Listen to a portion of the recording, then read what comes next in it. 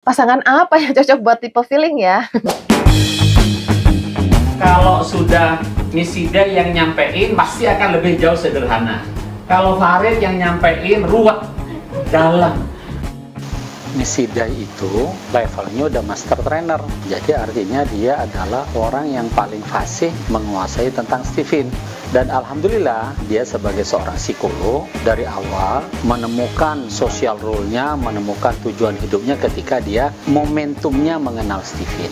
Maka menurut saya Misida ini sekarang sudah bisa menjadi ikonnya Stephen. Orang yang sudah sangat Stephen, punya kemampuan mendelivery training pada level master trainer. Jadi saya kira kalau melihat Misida sebagai seorang singspirer dengan kemampuan bernyanyinya juga, maka komplitlah. Kalau ingin mendengar Stephen lebih baik, dengarkanlah Misida.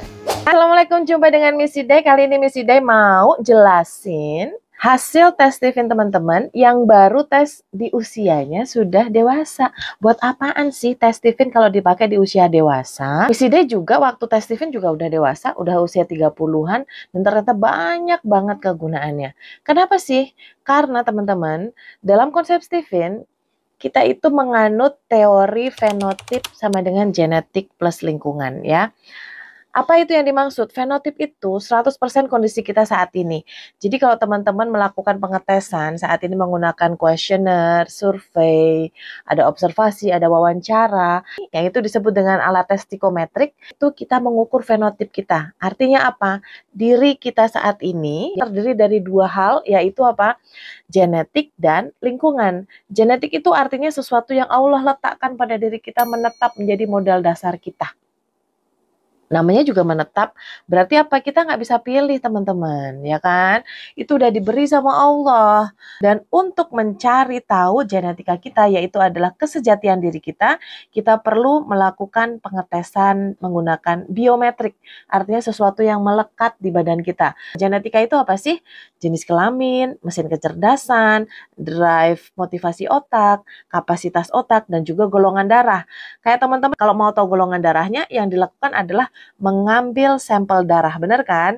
Makanya menggunakan apa yang ada di dalam tubuh kita. Sama dengan kalau kita mau tahu jenis kelaminnya laki atau perempuan, maka kita perlu melihat alat genital kita atau alat onderdil di dalam kita ini laki atau perempuan atau dari kromosomnya XX atau XY. Nah, berarti genetika itu sesuatu yang sudah melekat di dalam diri kita. Itu bagian pertama. Bagian kedua dari diri kita yaitu yang dinamakan lingkungan, pengaruh lingkungan. Besar nggak sih pengaruhnya? Gede banget. Jadi kalau dipersentasikan, genetikanya 20%, lingkungannya 80%. Wow, gede banget dong. Makanya kalau para ahli psikologi bilang, anak itu bagaimana pengasuhannya? Betul. Iya kan? Karena 80% pengaruhnya. Dia dibesarkan oleh orang tua seperti apa, pola asuhnya seperti apa, dia di sekolah di mana, berteman dengan siapa, dan sebagainya. Bahkan kalau dalam Islam dikatakan kamu sebagaimana teman terdekatmu, itu berpengaruh juga. Nah, 80%, tapi jangan lupakan yang 20% yang aslinya diri kita, yang perlu kita cari untuk kita menyesuaikan lingkungannya. Jadi konsep Stephen itu seperti itu teman-teman. Kita cari tahu genetikanya, yaitu modal dasarnya, aslinya diri kita, bakat alami kita, baru kita sesuaikan lingkungannya. Kenapa? Karena pada orang dewasa khususnya, banyak sekali kita ini tidak mengenali jati diri kita, lalu kita dibentuk oleh lingkungan kita, maka hilanglah jati diri kita. Contoh ya, misalnya ada seorang laki-laki yang dia tidak tahu jenis kelaminnya, tapi kemudian dibesarkan oleh lingkungannya dan dia dianggap sebagai seorang perempuan, diperlakukan sebagai seorang perempuan. At the end, pasti dia akan mencari tahu, kayaknya gue nggak cocok deh kayak gini. Dia akan mencari tahu jati dirinya. Begitu juga teman-teman, genetika yang Allah letakkan di otak kita, yaitu mesin kecerdasan dan drive motivasi. Dan itu bisa ditemukan, alhamdulillah qadarullah, oleh alat tes Stephen yang ditemukan oleh gurunya Miss Sidai, Ayah Farid Poniman almarhum. Mudah-mudahan ini menjadi amal jariah untuk beliau, menjadikan lapang kuburnya dan diberikan tempat terbaik di akhirat. Amin ya robbal alamin. Teman-teman, ternyata otak kita itu gak cuma satu bongkahan. Ternyata Allah ciptakan Kalau dibelah gini, jadi dua, belahan kiri dan belahan kanan. Lalu setelah itu ternyata di dalamnya itu juga rumit luar biasa, Masya Allah, tabarakallah ya.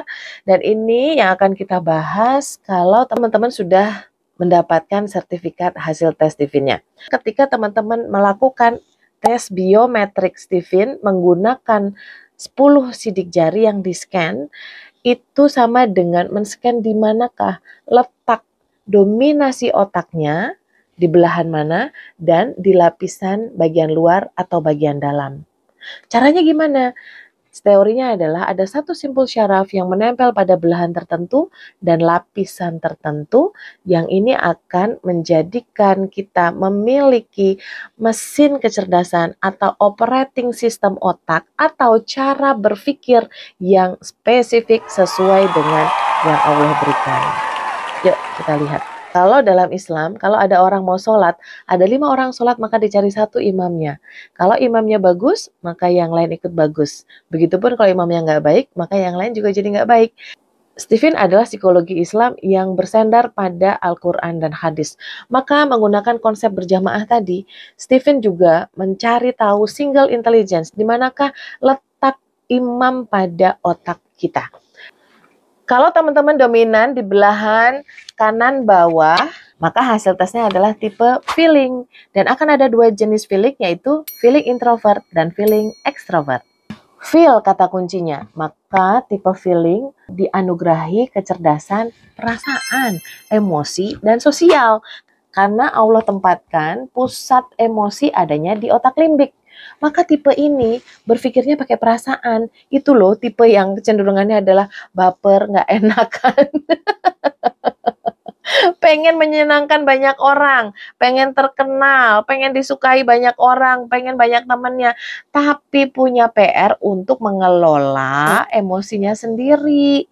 Agar nggak enakan. Karena ini yang akan mengganggu justru dalam kehidupannya. Kalau lingkungannya tidak mendukung kecerdasan emosi ini, maka yang terjadi adalah tipe ini akan banyak terlukanya. Kasihan deh.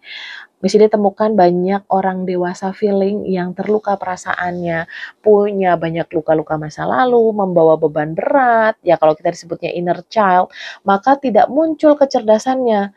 Padahal sesungguhnya kecerdasan feeling itu, Masya Allah, dia akan hebat menjadi seorang pemimpin yang bijaksana. Karena apa? Ketika masalahnya sudah selesai, dia bisa mengelola emosinya, dia bisa merangkul orang-orang sekitarnya. Punya kekuatan dalam urusan komunikasi, bicaranya baik, meyakinkan, punya kekuatan empati, sehingga kemudian dicintai, pengen selalu ada orang tersebut. Karena apa? Hangat, penuh cinta. Ya Allah, tipe yang luar biasa ya. Kalau dia berada dalam lingkungan yang baik, yang mendukung kekuatan terbaiknya. Tapi sayang banget kalau dia berada dalam lingkungan yang negatif, yang tidak mensupport kekuatan feelingnya, yang muncul adalah akhirnya keras hati. Kenapa? Karena ketika mungkin dia dulu mengalami luka-luka, tidak ada yang mau mengerti, akhirnya satu-satunya cara adalah mengeraskan hati. Sehingga akan muncul apa? Ya udah deh, aku janji-janji aja deh, yang penting aku bisa diterima orang. Akhirnya muncul obral janji. Dan ketika dia kemudian tidak dipercaya sama orang, muncul apa? Dendam. Aduh, gampang nyalahin dan akhirnya egois. Ya Allah, sayang banget ya. Kekuatan yang harusnya luar biasa, tapi Masya Allah ya, sayang banget kalau tidak dioptimasi.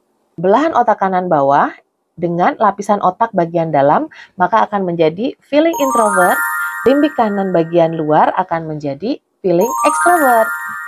Apa sih bedanya? Feeling, sama-sama suka urusan cinta. Pengen dicintai, pengen disukai, pengen juga menyukai orang lain.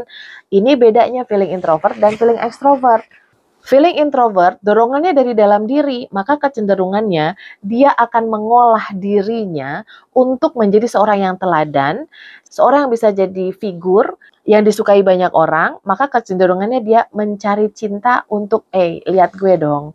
Yang itu menguatkan harga dirinya, self pride-nya, bahwa dia berharga di dunia ini karena banyak orang yang menyukainya.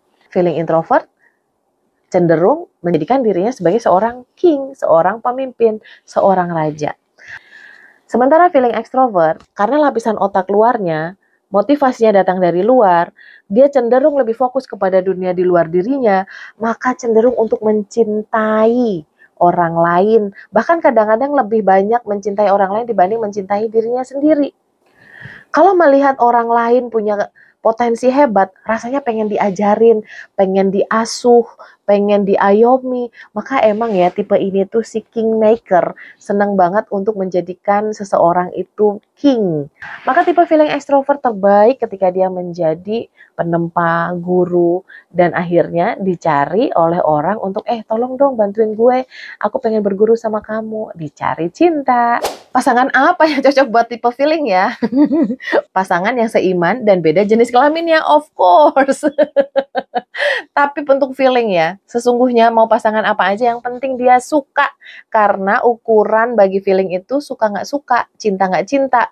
Dan teman-teman bisa baca di I Know You Couple, teman-teman feeling berpasangan dengan tipe apa aja, komunikasinya, cari rezekinya ada di sini, dan ini adalah buku kecil 18 plus untuk bicara tentang hubungan kasurnya. Teman-teman punya pasangan tipe apa?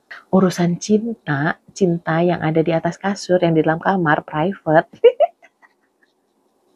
Karena pada tipe feeling juga akan berfokus kepada itu loh, kegiatan yang akan menguatkan cintanya. Asik, baca ya di buku I Know You Couple. Kalau feeling mau jadi orang tua gimana? Pasangannya tipe apa dulu? Gayanya jangan kebawa sama orang lain dong. Ya, teman-teman punya gaya sendiri loh yang lebih nyaman, lebih asik. Kan tipe feeling juga lebih senang untuk cenderung santai. Makanya cari tahu di buku I Know You Parenting bagaimana mengasuh anak-anak menjadi orang tua yang nyaman dengan dirinya, dengan pasangannya, menjadi parent leader yang asik untuk menghasilkan pola asuh yang asik juga. Cari tahu juga bagaimana cara komunikasi dengan anak-anaknya. Nah, cara belajar feeling itu mendengar teman-teman. Makanya dengerin berulang-ulang ya video Miss Ida ya. Lalu kemudian bagikan lebih banyak lagi agar mendapatkan manfaat yang banyak. Karena kekuatannya feeling itu ada di connection, ada di hubungan ya. Cara belajarnya dengan mendengar, diskusi, bicara ya. Baca di buku ini.